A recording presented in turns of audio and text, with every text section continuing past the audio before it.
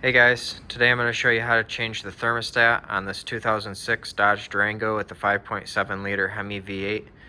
If this video is helpful, can you smash that thumbs up button and leave a comment down below for the YouTube algorithm? Really helps out a lot. I'm going to use a 5-gallon bucket to drain the coolant, so I'm jacking up the vehicle here so that I can get the 5-gallon bucket underneath it. If you're using something a little bit more low profile, you won't have to jack up your vehicle. Your radiator drain plug is right here on the driver's side of the radiator. You will need either a 16 millimeter open end wrench or a 10 millimeter hex key to get that open.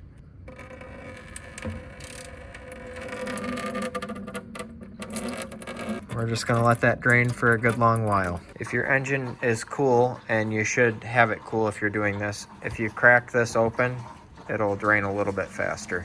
All right, now we need to remove this bolt right here and the bolt that's at the very tip of my finger right there. They are 13 millimeter bolts.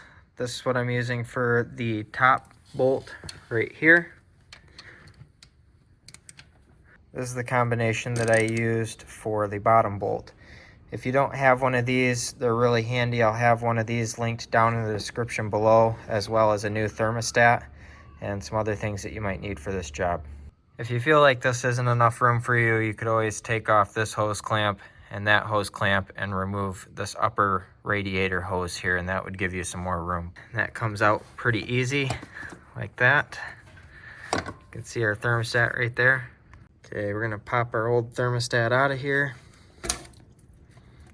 There we go. You can see some kind of nasty stuff around the edges there. We're just gonna clean that up before we put our new one in. Now we're gonna put our OE 203 degree thermostat back in. We just wanna make sure that that seal looks nicely all the way around the whole ring.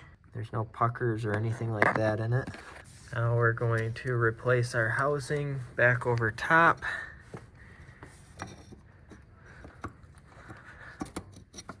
There we go. Then we will put our 2 bolts back in there. All right, after you replace those 2 bolts in the thermostat housing, you just need to remember to fill your vehicle back up with coolant. Refill it with as much coolant as you took out. Heat cycle it a few times. Check the level and make sure that your level is good. But hopefully this video was helpful to you. If it was, smash that thumbs up button. Leave a comment down below for the YouTube algorithm. Thank you for watching and have a good one.